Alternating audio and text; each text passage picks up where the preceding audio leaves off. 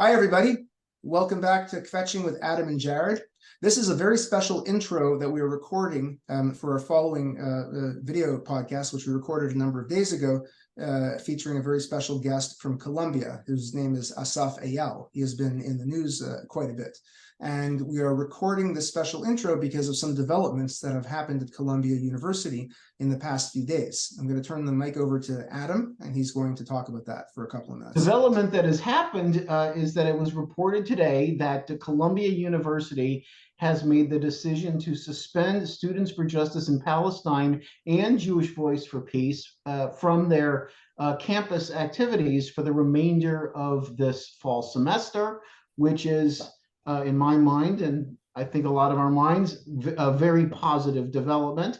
Our guest on this episode, Asaf Eyal, was one of the key figures in helping to make that happen. They worked very hard on pressing the university, and now things are finally moving in the right direction. So we recorded this episode a few days ago before this breaking news was released today.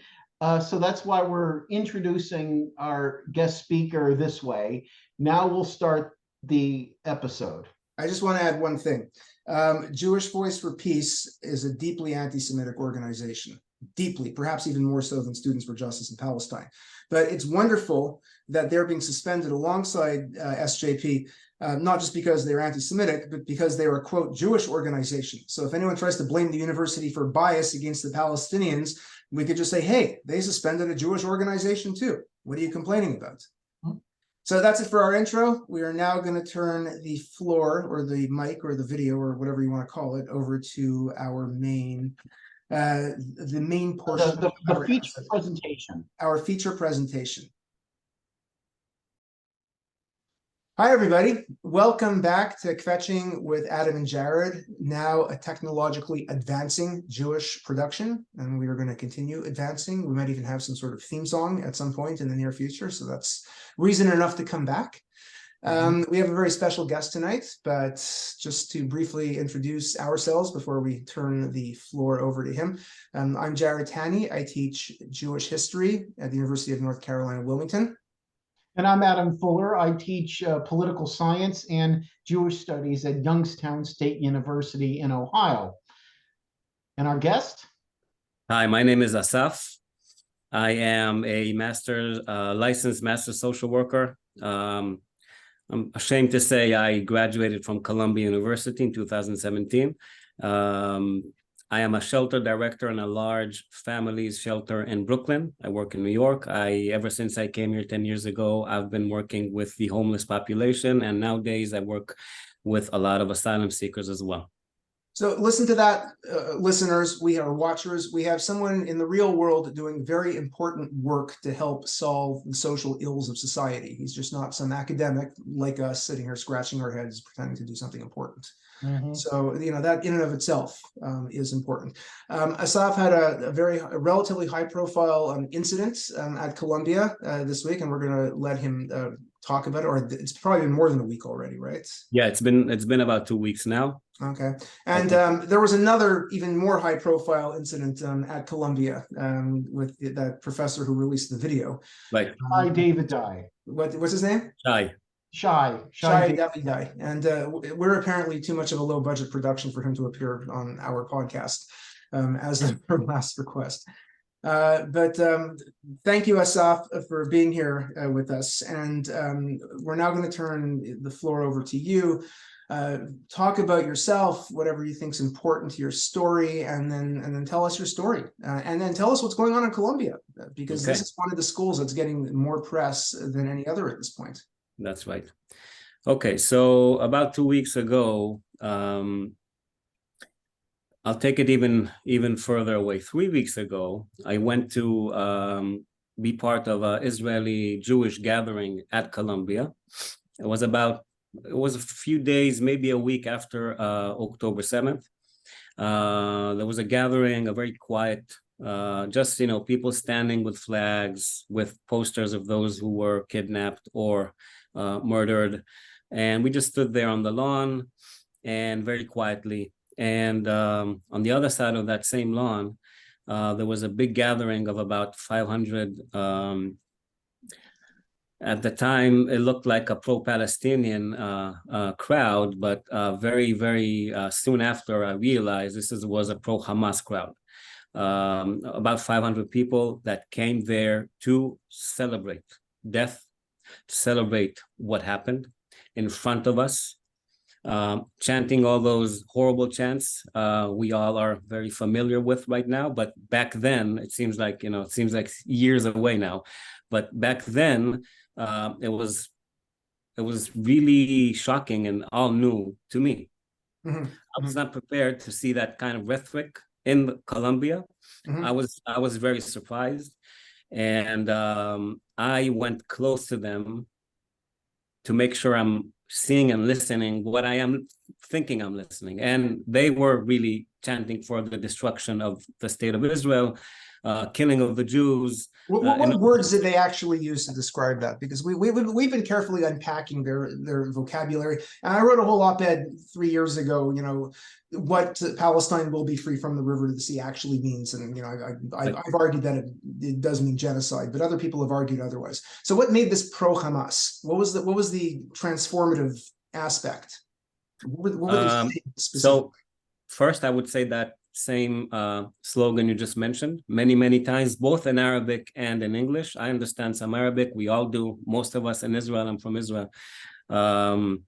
So it was very clear that these are people that came first, most of them with face covers, either it's masks or kafia. I don't know how you call it here, but I guess I'd say kafia. Yeah. So I was a combat soldier many years ago. And I've seen some protests in the past, and I've seen some action in the past. And those people, some of them resembled me of those I was standing in front as a soldier. It was very aggressive and violent in nature.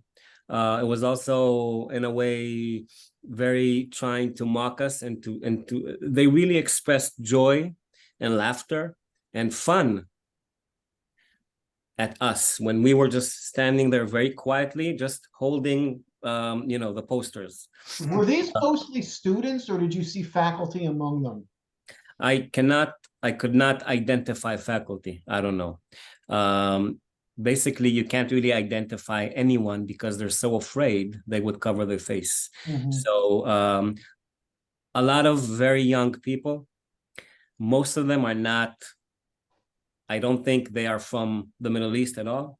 Most of them are just students that came into Colombia and they have been totally brainwashed over the years with what's going on in this university. We'll touch on that later. And I want to underscore the importance of that point here, right? I mean, obviously, if it were Palestinians, this would still be reprehensible. But at the same time, you put yourself in the mindset, hey, I've got family over there. They have their narrative of the conflict, as do all sides in ethnic conflicts. But the fact that, white middle-class people or, other minorities who have nothing to do with the region whatsoever. And this is why I call it the woke Hamas alliance at this point. Yeah. All right, so go on, sorry. That's true. No, that's true. That's very true. So again, most of them don't seem like they come from our region of the world, and most probably never been there and don't know what it's like to live there at all. Some of them would probably be immediately killed or arrested by the people they idolize. And we all speak about that. It's, we all talk about that. We're talking about the Queers for Palestine and people that, appear gay or transgender. They root for those people that would, not allow them to live more than 10 minutes if they had them close to them. So are any of those signs up, like Queers for Palestine? Or... Yeah. They're okay. Yes. There were many signs. Some of them were that. One of the speakers was appeared to be a gay Black person with a very, almost not dressed, at all, talking about rights, and it's just disgusting to see You that. can check off a lot of boxes there, right there. Yep. If Yeah. you can So check off that many boxes, you've got immunity to say whatever the hell you want. Right. So checking the boxes is a big game at Columbia and in other campuses. A lot of people love this intersectionality, checking all the boxes. I'm this, and that. Therefore, I am, I can do whatever I want. So back to what happened. I saw that. I was shocked. It took me by surprise that this is allowed on the same lawn I graduated from that school. I graduated my master's on that same lawn, and those people were there, and nobody did anything to prevent that from them. Nobody said anything. I went to some Columbia officials that were standing between both protests or both gatherings and asked them, how is this allowed here? This is not freedom of speech. This is in the realm of hate speech. This is not something we can accept here. I'm all for free speech, but there's a fine line, and then they just went straight to hate speech. Clearly, I asked him, "What's going on here? How are you allowing this?" He had no answer. He just asked me to move away. Obviously, I went to the other side and just kept looking at them because I was still in shock. I couldn't understand how this is possible, how this is happening here in New York City, in Columbia University. So I left. I went home. And I was already engaged with a student for this academic year. And I thought to myself, that's it. I'm not going to help this institution that abandoned me, that failed me morally, that just lets this extreme form of hate speech just go on and on with no consequence, with no reaction at all.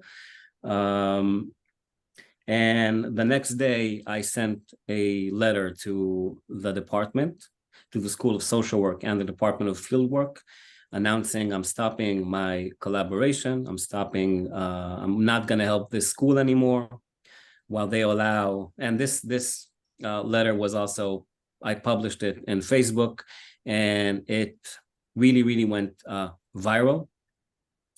Many people shared this and commented on this, and it really made a lot of people angry.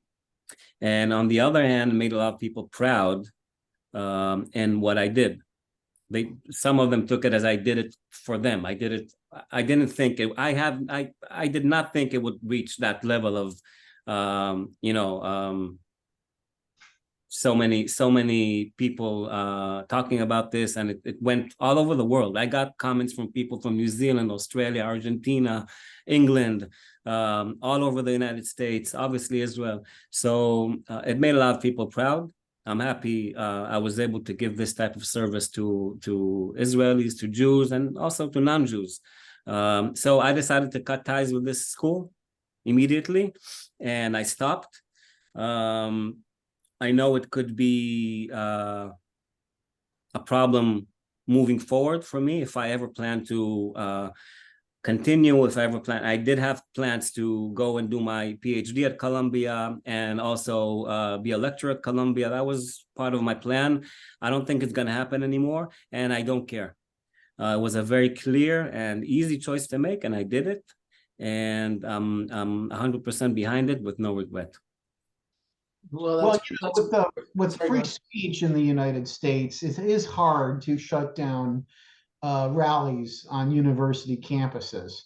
But the part of it though that I really blame Columbia for the most is the bad education that these kids are getting that leads to these kinds of massive rallies and this hate.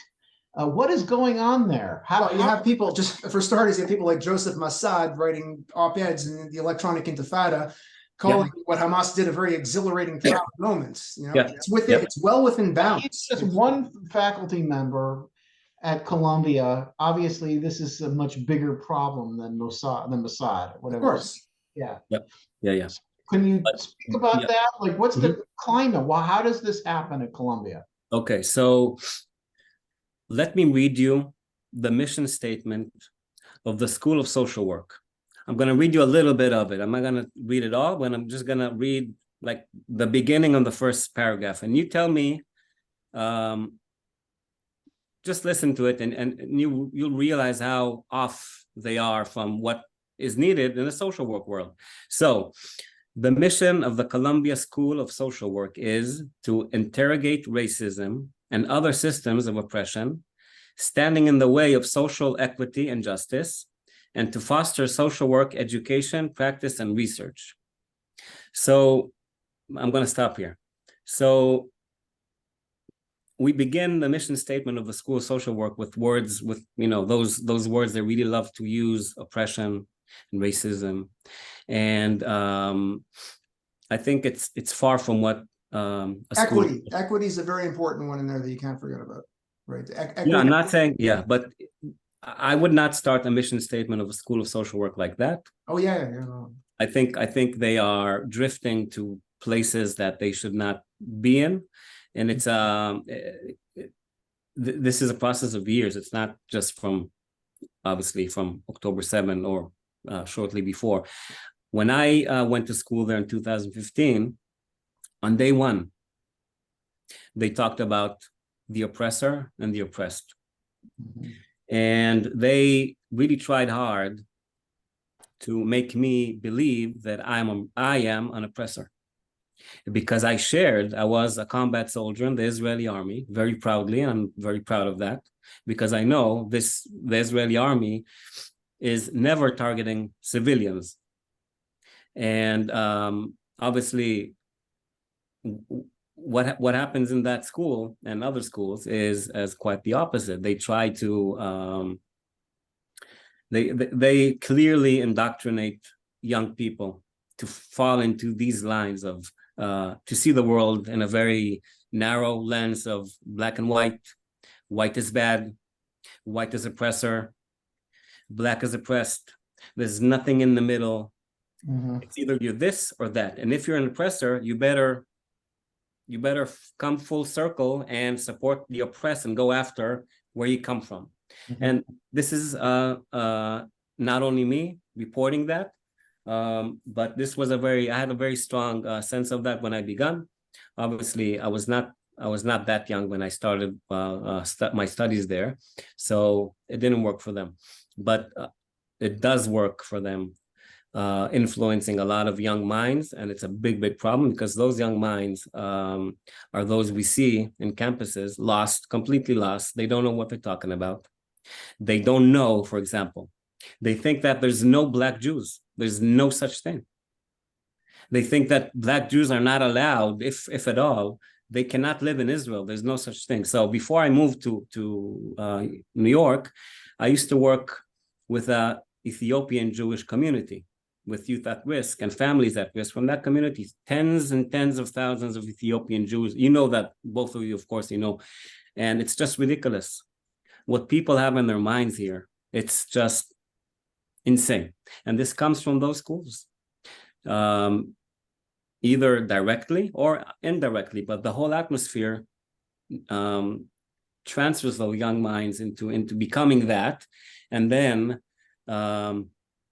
it's very hard to bring them back to any place of reason and understanding, and to see the world as it is. It's not black and white. It's never that. You try to reason with them and to teach differently to them? So yes, I did.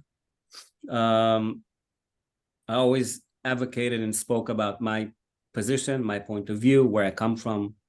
Yes, there are Black Jews. Mm-hmm. Yes, there are Arab Israelis. I have many good friends from the Arab Israeli community. Their mind was blown. They could not understand, how is it possible there's a Arab Israeli Muslim? In fact, it's the majority of Israelis are Mizrahi. That's another thing, but I'm talking about the Muslims. I'm talking about Muslim Arab Israelis. I have many good friends, mm-hmm. and it's just these things nobody knows. Nobody talks about that. They don't. Even if they did know, they wouldn't right. care. They brush facts aside that don't fit their ideological framework, and that is white right. Israeli oppressors, That's right. brown Palestinians Right. are the oppressed. It's an Right. American lens, which might work if you're talking about white people and African Americans, the binary that defines so much of American history. But the minute you move out of that very narrow realm, it has no applicability. In fact, I know some strong supporters of Israel that are not aware that there are Israeli Muslims. They think that all of the Muslims are on the West Bank or in Gaza. They're not aware of the 2 million Muslims that live within the Green Line and have voting rights. And they live with us. They not only have voting rights, they are elected as officials in the parliament. In fact, if you put all the Arab parties together, they would be the third largest party in the Knesset. Of course. Yeah. Of course. And it's funny I say they're just, when I talk about them, I talk about myself. Mm-hmm. I feel ashamed to say they are judges and they are doctors and they can vote and they can lead any life they want. Mm-hmm. Just like me. Just to go back to the mission statement for a second here. The 3 words that I wrote down, are ending oppression, racism, and equity. Equity, of course, means elevating those who are victims, even if it means lowering those who are the victimizers to achieve some sort of radical egalitarianism. But this is social work. I've been under the assumption that the purpose of social work is to help people who are suffering, be it financially or for whatever other reason.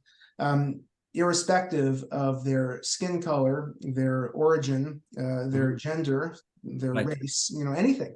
So, I mean, does that mean that their mission to achieve equity supersedes helping someone who had served in the IDF, that's now an American? If that person shows up who is in dire need of help from social workers, but does that mean they'll be brushed aside in favor of someone who could check off 3 boxes? 3 victim boxes. Right. So those young social workers, actually not social workers yet, social work candidates that want to get out into this world with a master's degree from Columbia or any other school that is teaching in this orientation, will definitely have a flaw, and maybe some of them would not serve me as they would serve a person they perceive as a real oppressed person, as opposed to me.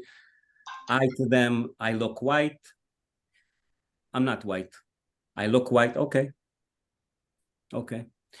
I'm indigenous to the land of Israel. My family goes back many, many, many generations in that land. I'm the one that left, and I broke this kind of, this generational continuity in Israel, but many, many generations back. So I'm not white, and they still they will categorize me as that, and they would not serve me the way they would serve somebody else that they perceive as oppressed, as someone that is suffering from racism. And if we talk, obviously, I don't have to tell you this because you know that just like I know that. If we talk about history now, we are the most oppressed,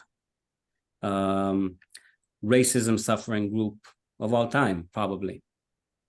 Continuously for 2,000 years, yes. Yeah, it's happening again now in this very ugly form in the streets of the United States. But this was always here, and it all funnels down to one ancient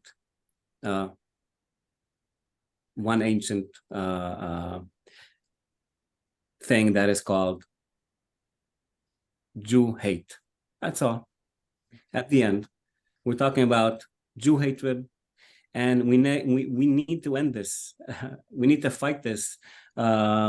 This looks like an internal fight for us, but every generation, we have to fight this fight. And now we're fighting this fight.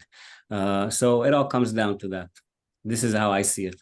Yeah, I mean, my teachers growing up, my conservative Zionist Jewish day school teachers who of course flattened history and said, after 70 AD, once the temple was destroyed, nothing good happened to the Jews but misery until 1881, when Leon Pinsker and company woke up and said, we're going to emancipate ourselves and rebuild the state of Israel. I mean, obviously that's absurd. I teach Jewish history. It's a lot more complicated than that. But you know what? At the end of the day, they were right about some things, and that is to say that hatred for Jews is baked into what I'll call Western civilization, which includes really everything from America all the way, through the Middle East. And it's just, it originally manifested itself as Christ killing. That was the original charge. But once modernity came around, they found other ways to express it. Why are the Jews doing so well? How is it that they're so privileged when we admit we oppressed them for so long because we branded them Christ killers. But how is it they're doing better than us?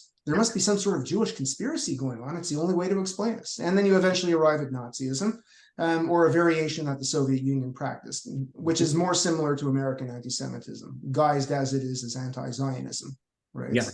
Say, we're just against a political ideology. We're not really against the Jews themselves. Not so different from Jew haters in the Middle Ages in the priesthood and the clergy of the Catholic Church, who said, it's all a Jew has to do is accept Christianity, baptize yourself, and then you will be cleansed, your soul will be purified, and you will be part of the community of the good.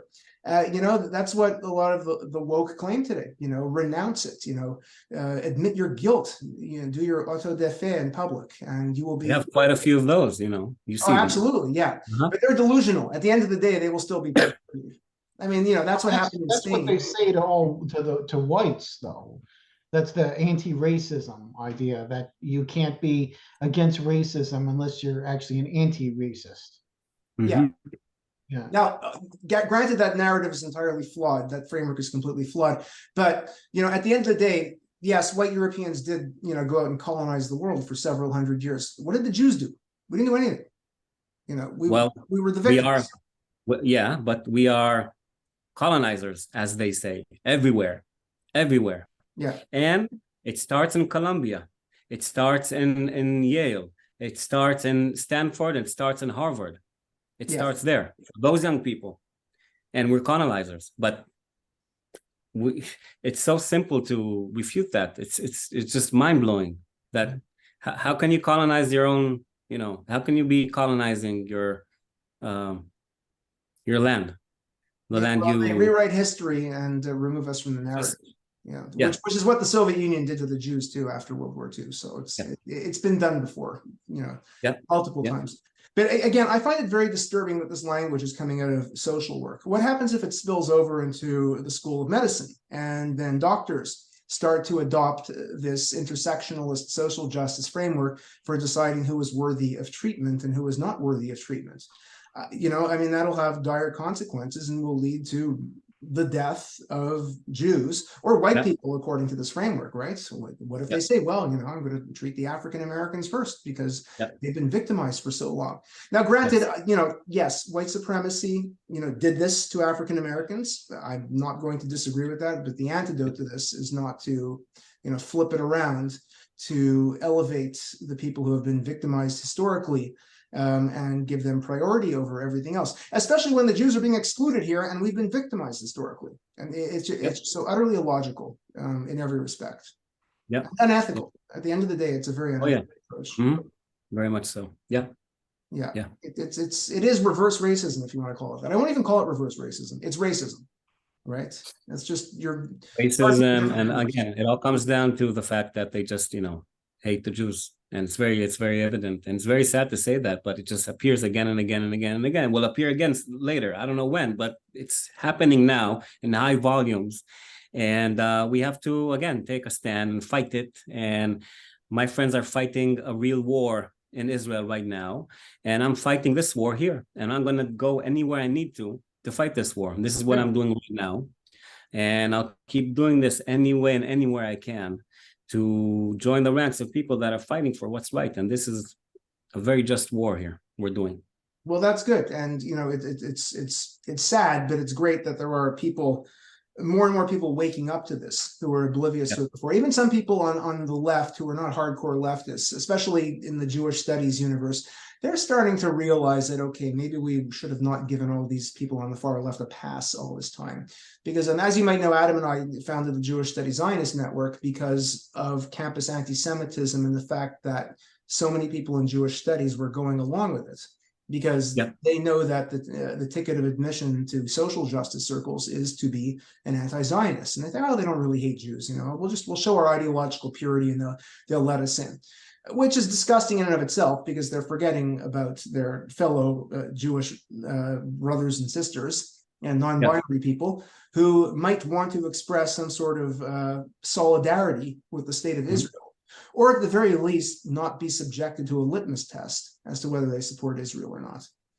I think maybe a few of them are waking up, because the usual people that we keep on our radar have been silent. A lot of them have been silent the last few weeks. But nevertheless, there's still a lot of them who are signing statements and going along with it, and worse, not standing up to what's going on in Colombia. That's very true. I think go ahead. Yeah. I'm just going to add that I think there's a great number of people that are waking up now. Yeah. Great numbers of people that are waking up. And I must say, including myself in a way. This was a big, so this is a great awakening for many of us. And I think it positioned many people in places they were not before, and they're going to stay there. Yeah. And the Jewish and Israeli community is really coming together now. Yeah. And all differences that were there before are non-existent anymore.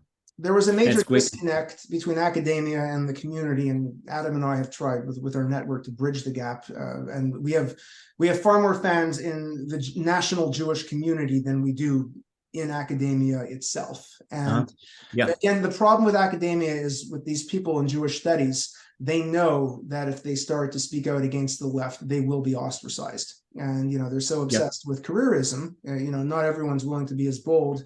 I mean, again, you have the luxury of having, a job outside of academia, but if I were not tenured yet, to do what I've done over the last 5 or 6 years would be an incredibly risky thing to do, especially at campuses. My campus is very, politically apathetic, which is a good thing. Very Jew friendly. We don't have many Jews here. It's started to boil over a little bit in the last month, but nothing too serious. We don't have a Students for Justice in Palestine. The Jewish students here have not been exposed to anti-Semitism, at any point on this campus until very recently. So, but, the point is that, I did make a decision, 6 years ago to speak out, and I've lost a lot of friends and career mobility because of it. Yep. Could you speak more about what's going on at Columbia? Yes. And feel free to name names if you like. It's up to you. Okay. So I will start with, it's not naming anyone. It's the president of the university. I'm sure you know her name. I think her last name is Shafiq. She's of Egyptian descent. Anyway, about 2 weeks after that celebration I saw in front of my eyes, 2 weeks later, she sends a big email to all Columbia faculty and staff and students talking about how we cannot accept anti-Semitism, how it's wrong, how we should condemn it, and all the words everybody trying to do something about it are using. But then she pivots right away to talk about how Arab, Muslims, and Palestinian students are subjected to the very dangerous practice of doxing. And they are harassed and they're targeted, and it should never happen in campus. So she was not able to just condemn anti-Semitism. She was not able to put things where they should be. She went very quickly from us to talk about how the Palestinians and Muslims are targeted and intimidated. And this also connects to what's going on in the White House, talking about a rise in Islamophobia and attacks against Muslims, which I really don't know where it comes from, a part of maybe some strategy of election of some sort. I don't know where it comes from, but This is what she did. This was the statement she did. She spoke about doxing. You know what doxing means? Now, Was the president responding to some of those job offer rescindments that happened? Some of that was from Colombia. That there were pro-Palestine students that were saying very evil things about Israel and Jews specifically, and they had applied for jobs and were actually given job offers, and then those were rescinded because their names were exposed. Is that what the president was doing? Yes, this was part of what she was saying. And again, she labeled us as people who intimidate and harass and dangerous. And when someone is shouting to, when someone is promoting openly the extermination of my people and myself in it, I would definitely target them and try to help our society not to have these people in places they want to be. Right. She made it sound like it's just Islamic or Arab students that were being doxxed for no reason, just because they were Arab or Islamic. Didn't mention the fact that no, they were actually saying unspeakable things about Jewish. No, none of that. And the wider context too is, I have no doubt that there is Islamophobia and bigotry against Muslims, but that's not happening on campus. That's in the wider community. Right. That's right. Really, I doubt is happening in New York, but really the wider American community. On campus itself, it's the supporters of Palestinians, Muslim or not, who are doxing and harassing the Jews. And I don't think Jews are on campus are doing that to Muslim students whatsoever. So I went to campus about 4 times this past month, and the atmosphere there is atmosphere of terror. People with any Jewish with any kippah, yarmulke, you call it, women that look Jewish, they all hide it. They would not wear these things. They would not do that because they're afraid, because people are threatening them, people are harassing them, people are following them and calling them names. And I'm in touch with some professor at the School of Social Work, and they're reporting that there are people, Muslim students are really harassing and commenting against Jewish students in the school. And the atmosphere is very, very toxic. And they actually asked me to come in and try to do something with the 20 Jewish or Israeli students that are there. Maybe I will help them. I don't know. I have a lot of feelings about that. But going back to the letter from the president of Colombia, a few days after that letter, 100 professors, including that Joseph Massad, signed a letter talking about, how, and I'm sure you heard about that, putting what happened on October 7th in context, talking about resistance, legitimate resistance, and giving it context, which is abhorrent. And they went forward to doxing again. And they said they are very concerned because the Jewish and Israeli students are intimidating and harassing, and it's dangerous. And we cannot allow that. And we're very concerned for the safety of our Palestinian Muslim students in campus, which is completely untrue, There's none of that. The doxing was happening from people off campus. There was that guy, a businessman, who listed all the names on LinkedIn and that led to the job offers being rescinded for a lot of them. And in the first place, they deserved to be doxxed because they said heinous things about Jews. Right. And in the second place, how did they know who was who? Was this based on a statement that they signed?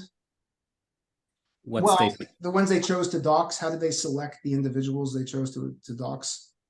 Where was there a record of what they were doing and saying? I don't remember, but the guy that did it, or the people that did it, had some kind of record. Yeah.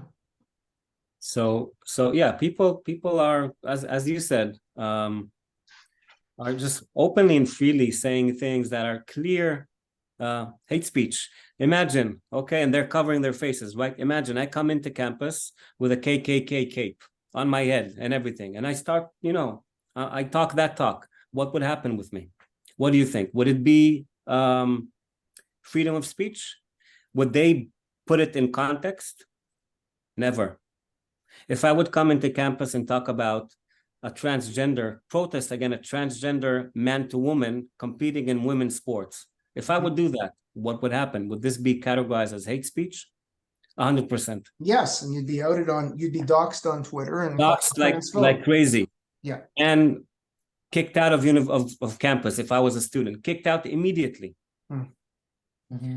So it's interesting, it's sad, it's interesting to see that you can say anything you want about the Jew and there's no consequence. You get to say what you want on a Jew, and if someone is targeting you, if somebody is looking at you and making any comments on you, you are the victim. So where's your Jewish studies program? Where are they? They're your faculty of Jewish studies. Are they just missing in action? Have they said anything? If you're talking about Colombia, I have no idea. I know that there's a lot of organizing now in many different schools, including social work. And this is why they wanted me to come in and help them. But there's a lot of organizing to form some coalitions and to start taking action and strengthen the lines of Jewish people, of Israeli people, because it's really becoming impossible to walk on campus right now. I know there's been so many statements, but there was one statement, a pro-Israel, if we want to call it that, because I'm at a loss for terminology at this point, statement relatively recently that was issued against one of the previous statements. And I looked through it, and there were a handful of people from Jewish studies who signed it. Not many, but Jeremy Dauber, who's he's a mensch, he's an upstanding guy, works on Jewish humor, so I'm very familiar with his work. He did sign the statement. But, at the end of the day, Jewish studies should have issued a statement on October 8th, condemning Hamas, full stop. As our previous guest, Dr. Norman Goda, Jewish Studies Center at University of Florida did. They issued a statement and they condemned what Hamas did, and they condemned anti-Semitism. And that was the end of it. They had an obligation to do that. And I think Florida was the only school, at least that I found so far, where the Jewish Studies program actually issued a statement in any form whatsoever. I'm not surprised. Yeah. So I don't know that many people in the program at Columbia. The one time I gave a talk up there, only like 2 people from Jewish Studies showed up. So they're in my bad books for a handful of reasons besides that as well. But they're like the other Jewish Studies programs in this country. They're a bunch of cowards, and they either support the anti-Zionists or they just figure it's in their interest to not say anything. But we have to remember, this all has nothing to do with Zionism or any political context, any geographical context, any historical context. What happened on October 7th is something of its own, and whoever did not quickly and strictly condemn it is wrong. Period. It's very simple. This is black and white. This is black and white. This is so simple. Yeah. If you support this, if you bring it into context, that's it. You support that kind of monstrous actions that were taken over, that hit so many innocent people. So it's very simple in this case, and people failed. No, as you said. And the ironic thing with their context is very limited. They see it through a lens of power and inequality, whatever the sociologist called it in that statement. They don't take culture into account. And I'm not going to, malign Islam as a religion here, but at the same time, there has to be a reason why the response to oppression, and I'm not going to deny the Palestinians haven't been oppressed. Part of it's their own fault, but they have been oppressed. The response is to go and blow up children. And they liken themselves to the American Civil Rights Movement, or at least the people on the left here do. How many people on the African American Civil Rights Movement went and blew up school buses? I don't think it ever happened. So, they want their context, but their context is very limited. They refuse to take the full context into account. They refuse to acknowledge that the Jews accepted the partition of the land, whereas the Palestinians and the Arabs as a whole never accepted that. Yeah. It's very selective context. Yeah, that's right. Exactly. Very selective, very convenient for them to choose what they want to choose. And it's just depressing in a way, because there's so many young people that share this view. And in 20 years, some of them will be in leadership positions here in the United States. Some of them will join Congress, and it might affect us in many different ways. And as I see it, we have to stand against it. We have to also put ourselves, some of us we have the obligation to get into politics now, to assume leadership positions we can really influence what's going to happen here in the United States. This has to be a very strong commitment from us, because they're going to reach those places. They're already working on that. And they will all come from those so-called elite universities. And we have to be there and answer that. I'm very concerned. Roughly half of Gen Z supports Hamas. Yeah. Roughly half. Yeah, I saw that chart. Someone posted it on Facebook. I don't know where the data came from, but it did say they looked at it by generation, and Gen Z sympathized with Hamas. I think they were literally asked, Israel versus Hamas. Actually, it was a little bit more than half that does not. It was like 52-48. It was 47% that supported Hamas, which is very, very disturbing. That means you support what they write in their charter about in the name of Allah. Well, they don't know anything. They don't know. Yeah, they mostly don't know. They don't know what the charter says. Only know what they've heard. Yeah. No, they said, "Oh yeah, we support brown people against these white Jews." Exactly. White Jews who enjoy an unearned social mobility in this country and throughout the world. So you're right. There is a war on two fronts, in Israel and over here, and they're very much connected. And the entire diaspora, much to David Ben Gurion's disappointment, the entire diaspora did not empty out and move to Israel. And had the early Zionists like Herzl lived, they would have also been disappointed to see that creating a Jewish state did not end anti-Semitism. I mean, that's what they all said in the 1890s. Once there's a Jewish state, anti-Semitism will be disappeared. We'll be normal. We'll be just like everyone else. Well, that didn't end up happening. Instead, they target the Jewish state. And it's people who are abroad who must be emissaries and plotting some sort of global supremacist. Israel now is just the new vehicle that they've chosen to look at as the vehicle of Jewish power in the world. And it's made clear, first of all, when Jewish Studies issued that statement, the elephant in the room, and they referred to American billionaires upholding and promoting Jewish supremacy. I mean, American Jewish billionaires, really? Can you get any more anti-Semitic than that? Even if there happen to be American Jewish billionaires who are supporting Israel? I mean, yeah, the Rothschilds were rich people who did have a network of helping the Jews throughout the world. But if you start naming the Rothschilds as stand-ins for the Jews, you are being anti-Semitic. And if you look at the Twitter comments on some of these walls, on some of these Twitter accounts, I wish I had a nickel for every time Jewish billionaire came up. Yeah. I'd be a Jewish billionaire myself. Yeah, maybe. That's right. The one thing that's gone from anti-Semitism that the Nazis and a previous generation had used, but I think this has disappeared from racism as a whole, is the whole biological degeneracy aspect of it. That the Jews, there's something wrong with the Jews biologically and genetically, and they're defiling us with their genes. But you don't hear that with African American racism either anymore. That's largely gone from the discourse, probably due to Nazism. I think it was finally delegitimized. But the idea of Jewish power, of global Jewish power, connected by these networks that supersede any existing states, I mean, that's not new. That goes back to the French Revolution, and it has manifested itself in both the left and the right ever since then. And we're witnessing its explosion in America like we have not seen in many, many decades. How long have you been associated with Columbia for, as a student or as in any capacity? 2015. 2015. And was it this bad when you started out? What's that? Was it this bad when you started out? Was the climate this No, bad? no. It was not like this. No, of course not. But suddenly, yes, you could see that as an Israeli, and I was the only Israeli person there. I mean, there were Jews, no Israelis, and me being, so I checked the box of Israeli, combat soldier, that's it. Oppressor, white oppressor, colonizer, you know, and I said that. I take a lot of pride in that. And I came into Colombia proud about what I did, because I know how I behaved as a soldier, and how this army behaves as an army. I know that. Yeah. So when they play the game of numbers, look, you killed 8,000 and we never target civilians.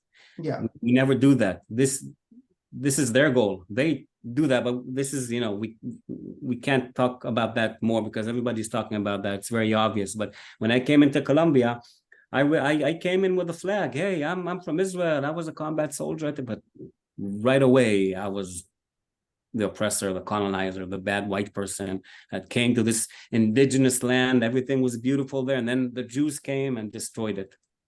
Have you encountered breaking the silence at all on your campus? Because, after all, they are combat soldiers, former combat soldiers who are going around, making these charges against Israel. And they've been very active on some university campuses in the past. No. So you haven't encountered them at all? No, I haven't. If they showed up at Berkeley once, but I didn't go. I should have gone to hear what they had to say, and then, just really, put them, Well, we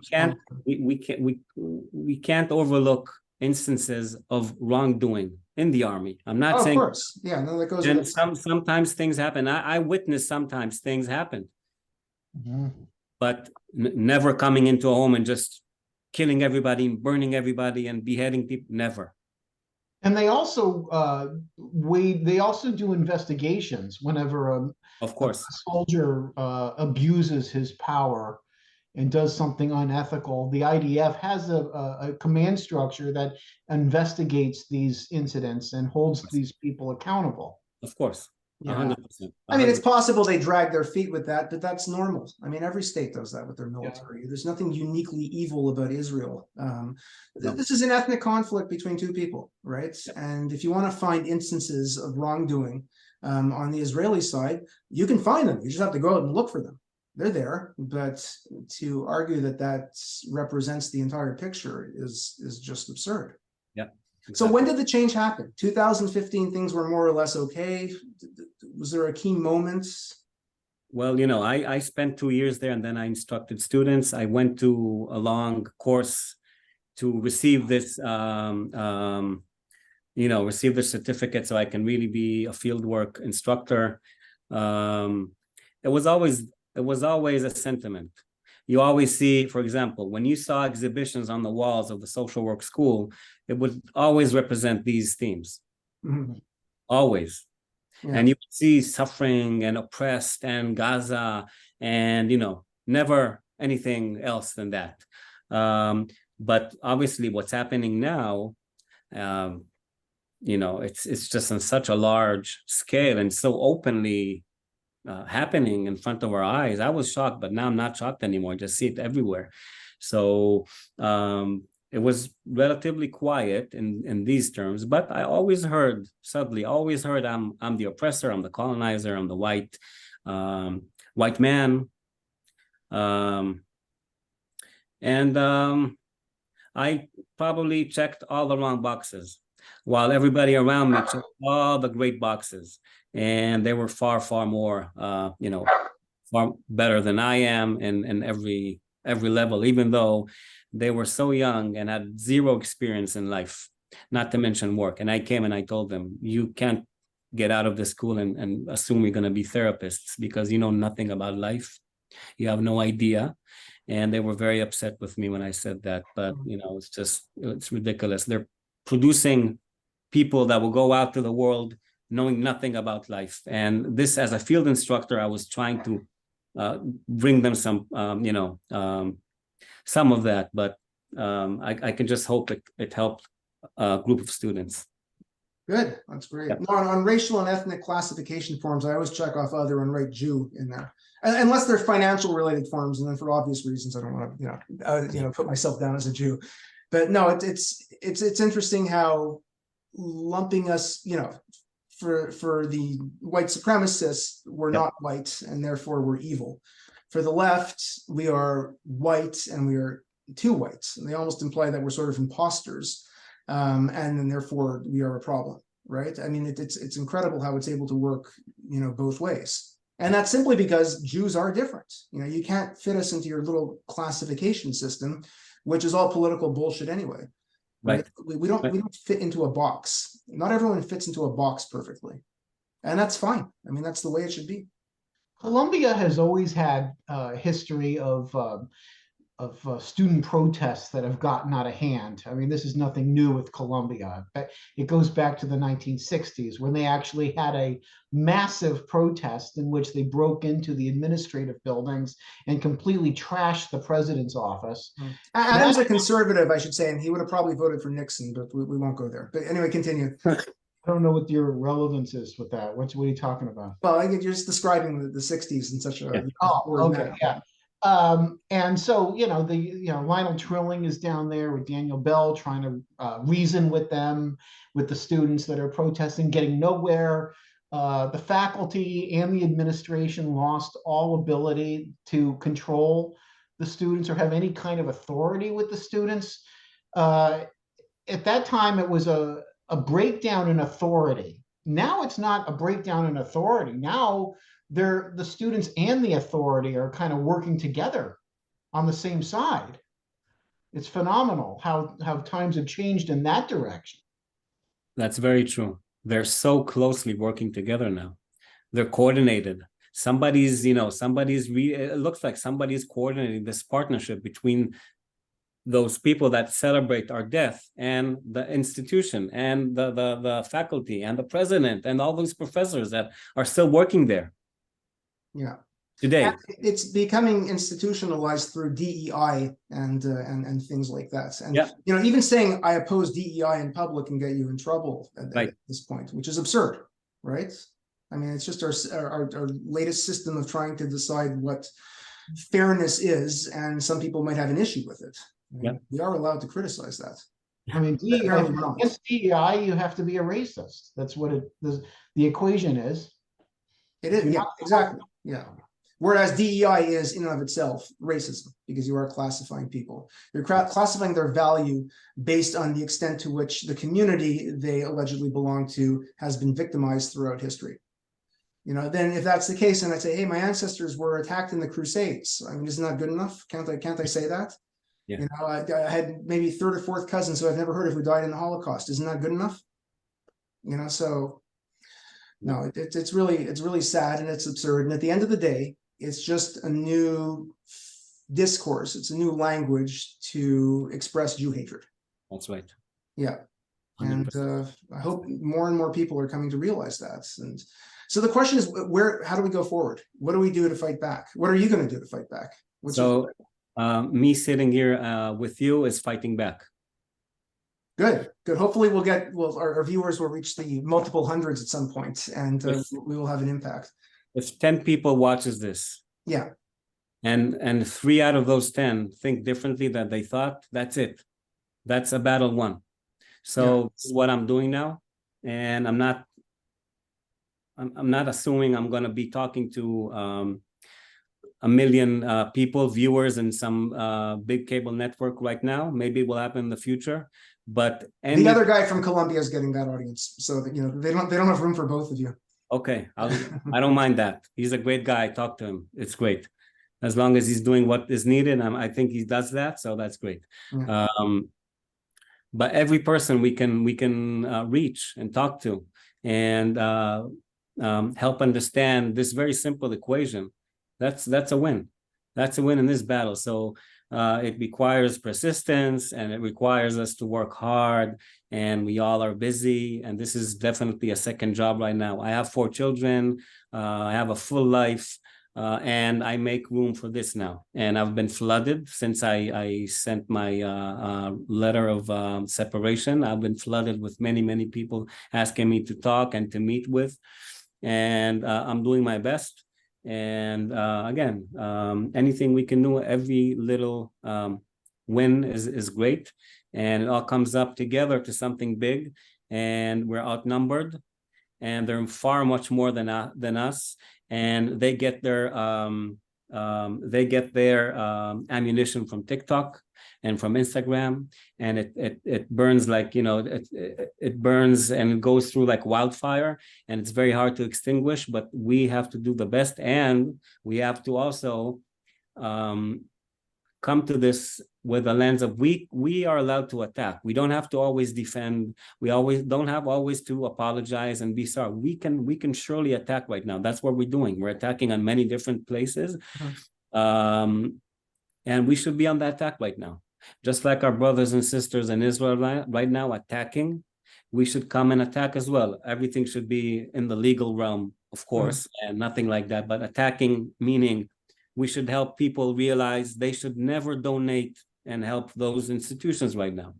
We should have people have consequences to what they do. We have to do that. We have to be on that attack right now. This is what we're doing. We're attacking, and we should not be ashamed of that. But what happens when things get violent, or they're on the precipice of getting violent? I mean, that's one concern, and right. Jews, especially Jewish historians, are supposed to be trained to recognize when there is a threshold point, and if you really believe in never again, you have to, act on it. Yeah. I mean, when do you know that moment's here, and what do you do about it?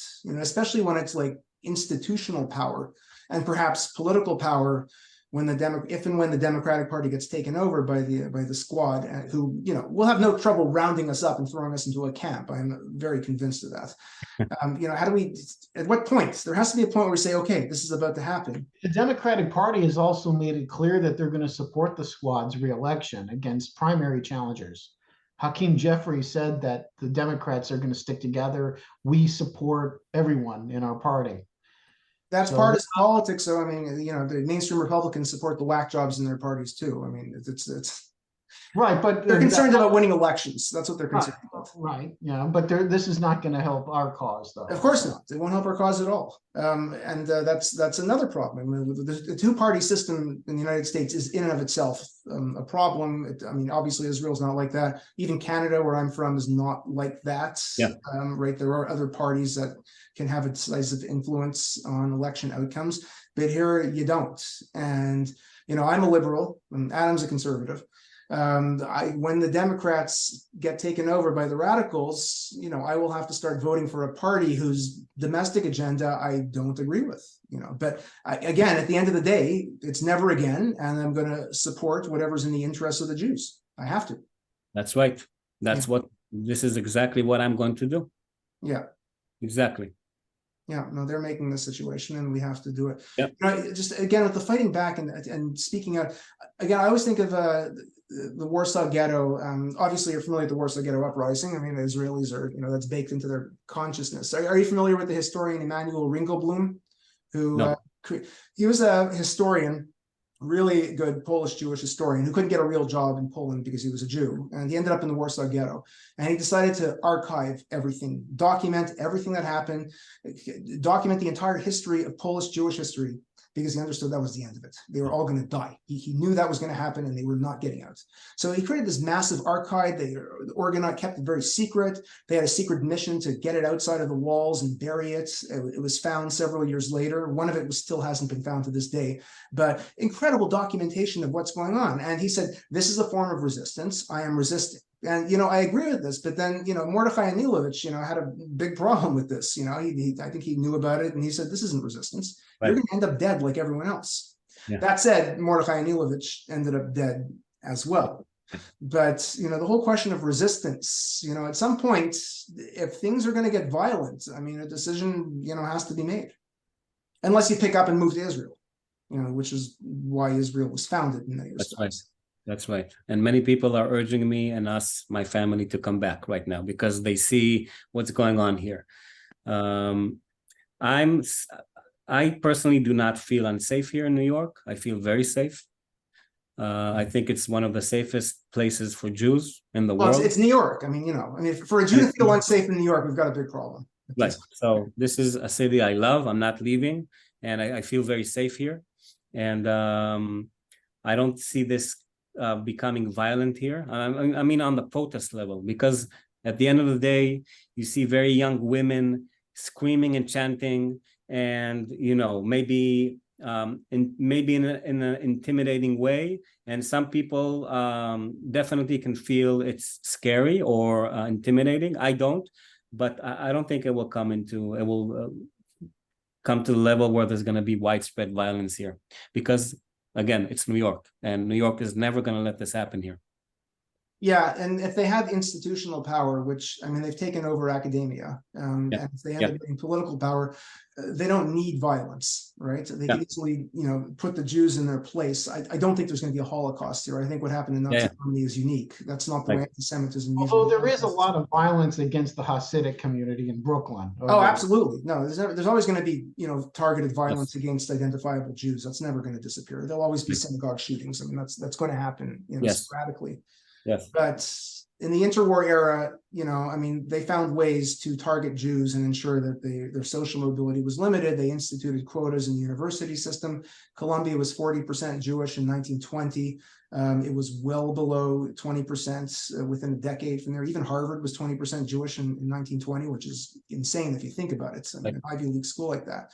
So they put in quotas. They found ways to do it because it's illegal to discriminate against a religious community in this country.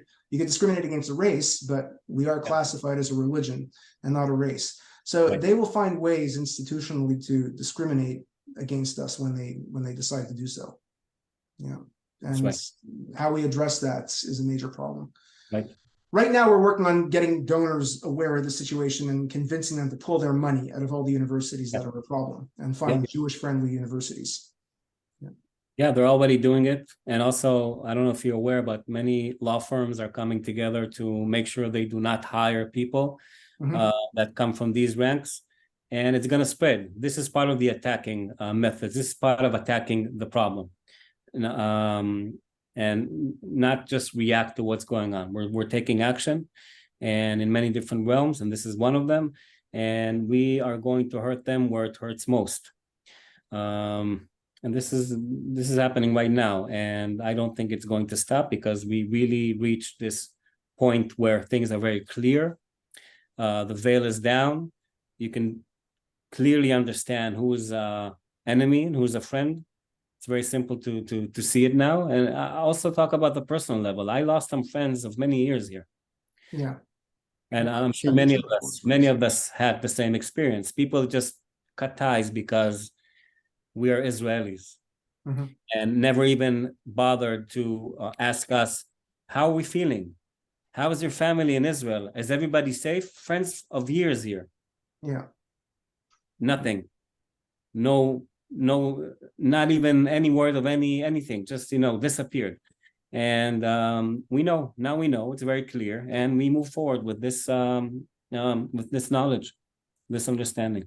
Yeah, absolutely. It's the only path forward. The law thing really concerns me, because I see Palestine legal growing in strength, and I see how many law schools in the United States are very vocally pro-Palestinian, right? I mean, CUNY laws is what happens when these people are all lawyers? They're going to know how to use the system.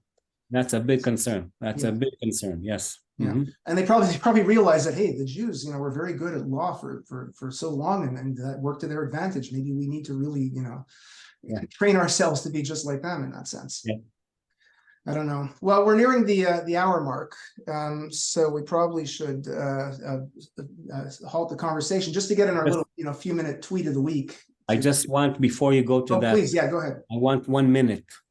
Absolutely. I don't know if you saw this diploma behind me, and you noticed it's upside down. Did you see it? I didn't notice it was upside down. Oh yeah, I see it. Yeah. So this is my diploma. It's upside down, and we are engaged in a campaign now to get as many as people possible take a picture of themselves next to their upside down diploma and put it online with the hashtag End Campus Jew Hate. And we really want this to spread, and we want our powerful statements showing our faces, not being afraid to show up our faces of talented, hardworking, achieving, law-abiding people that are really contributing to this society in a great way. We want a lot of people to join and show their faces and make those institutions realize that you are going to lose a lot of great people. And the upside down diploma is, it's very simple to understand why, because things are really upside down now. And we need to flip it again in the future. We're going to work hard to flip it so it's upright. But right now, everything is upside down. And this is a form of protest I initiated. There are people that are already doing it, but we need more and more numbers. And I would appreciate if you do that yourselves. If I could find my Berkeley diploma, I will gladly do it. I got to figure out where I stashed it. Yeah. My McGill, given what's going on in McGill in Canada, Berkeley's been relatively quiet the past month, but in Canada, McGill and other schools, it's been terrible. So my McGill diploma will have priority when I do find it, and I will take a picture myself holding it upside down. Thank you, Adam. Any lost thoughts before I turn on screen share? No, let's see the tweet. Okay, let's see the tweet, and then we'll, say our goodbyes in a minute. Just to introduce, Adam and I have a new segment on the show called Tweet of the Week, based on our previous episode where we analyzed and made fun of the absolute worst takes from academics and activists on the situation in Israel and what's, the blowback in the United States. So we picked a real gem here that didn't make it into our last podcast. I am going to turn on screen share right now, and here we go. Does everyone see the tweet? Mm-hmm. All right, this is Dov Waxman, who is a major hire. I think he's I'm not sure, I think he's a political scientist, not a historian, but I'm not positive. When the Nazarian Center of Israel Studies got all this money at UCLA a number of years ago. So he's one of the big players. He and David Myers are the big players at UCLA in Jewish studies. So endowed to the hilt, tons of money flowing in. Our guest, Judea Pearl, spoke at length with the big problem with their center. So he had a real gem. I think this dates from about 3 or 4 days ago. This is a very important point about Hamas below. It is not a monolithic unitary in IR speak. It has a military wing, primarily based in Gaza, and a political wing whose leaders are in Qatar, living the good life, of course. These two wings have somewhat different interests, approaches, and allies. Hamas also has hardliners and relative moderates within its leadership. The internal balance of power currently favors the former. Wow, is that an understatement? But this could change with the right mix of incentives and costs. Hamas's political leadership might even eventually be willing to accept the disarmament of its military wing. ... All right, this is a mouthful. What say you? What say you, Adam? What say you, Asaf, who has experience in combat in Israel and has encountered Hamas in a way that hopefully we will never have to encounter it? I'm not going to dignify this with a response. So I would just go back to one thing. We mentioned that, those moderates would probably just maybe, and I'm joking, of course, maybe would just like to cut my hand or just my nose and spare me. Yeah. But, it's very, very monolithic. And their sole goal is to kill you and me and all of us. And that's it. It's black and white. It's very simple. And yeah, well, as a historian, discussing whether a political, and they are a government at this point. I mean, they've been ruling what is, for all intents and purposes, an independent state for the past 18 years. Yeah. Was Stalinism a monolith? Was Nazi Germany a monolith? The answer is both yes and no. I mean, what was articulated and done came at the end of the day from the people on top, who were the furthest thing from being moderates. If there was any dissent within the parties, we don't know always what's going on behind closed doors. And as political actors, I imagine Hamas could be pragmatic under certain situations. But at the end of the day, their charter still stands. And that charter is an Islamic fundamentalist genocidal document that wants to kill every single Jew possible. The only thing that I'll say, I was not going to dignify it with a response, but I will say that, the comparison to Sinn Féin and the IRA is ludicrous, because the IRA and Sinn Féin you may not like their tactics. They were terrorists, but they had liberation goals, very clear objectives that they wanted to meet. The same is not to be said for Hamas. I'll just add Sinn Féin, sorry if I'm pronouncing it wrong. They were, what I tell my students, gentlemanly terrorists, to use British speak. They made phone calls before they blew anything up, right? They didn't want to kill people. They didn't want to go out of their way to kill people, as Hamas does. Hamas, literally, that's their objective, to kill as many people as possible. Sinn Féin wanted, through violence, to disrupt the daily life of Britons, which is, I guess, technically the definition of terrorism, going back to the 19th century. So they made phone calls, get the hell out of the train station. We're going to blow it up. Okay, so yeah, there were some massive, I'm not justifying what they did by any means whatsoever. But there is a world of difference between that kind of terrorism and what Hamas is doing. The Troubles, compared to the Intifada, completely different. Yeah, the second Intifada was a mass campaign of terror to kill as many Jews as possible. Yeah. But at least with the IRA and Sinn Féin, they had objectives that the British government were capable ultimately, with the Good Friday Agreement, to compromise on, and that changes the course of history. I don't think that there's any compromising at all with Hamas. And I'll bring culture back into the mix again. I mean, at the end of the day, British political culture is a democratic political culture that's evolved for over 300 years. This is not to excuse the crimes that Britain committed in India and in so many places. One could argue if Ireland is a colony, in the sense that India and other places are. My colleague did write a book on the subject and does see this as decolonization. But at the same time, the Irish are living, right next to the Britons, and their political culture, at the end of the day, came from the Britons, right? Mm-hmm. It's not the violent political culture of Hamas, where would they have been schooled from, right? The Muslim Brotherhood, other theocratic Arab states or autocratic Arab states, or Muslim states like Iran, right? This is where they learn their political culture from. And the bottom line is there's no democracies in the Arab world, except for perhaps Jordan. Turkey. There really aren't. Turkey. I didn't hear what you said. What did you say, Adam? Turkey. Turkey, yeah. No, Jordan has a king and queen. I don't think it's but yeah. It's a moderate authoritarian state. Turkey's not an Arab state, so they're not part of the equation here. Okay, I will not consider Turkey a democracy at this point. Yeah. Mm-hmm. They have a very poor record of democracy. All right. Well, thank you, Dov Waxman, for the tweet of the week. We will be looking out on other ones. If you enjoy the tweet segment, we encourage you to watch one of our previous episodes where we go through a massive a massive dossier of tweets. And I think this has been a wonderful episode. Thank you so much, Asaf Eyal. What you are doing, or what you have done thus far, is incredibly brave, and you have a hard road ahead of you continuing this struggle, as all of us do who are taking part in this struggle. Any final words, anyone? I just want to go ahead. Yeah. I know. I just want to thank you for the time. It's important, as I said before. Thank you for the opportunity. We have a long road ahead of us. But we are very resilient, very strong people, and I'm sure we're going to bring change and make sure the future is much, much better and safe for all of us. Thank you. And you have the support. Am Yisrael Chai. Am Yisrael Chai, and you have our support and the Jewish Studies Zionist Network support unconditionally here. Well, I should never say unconditionally.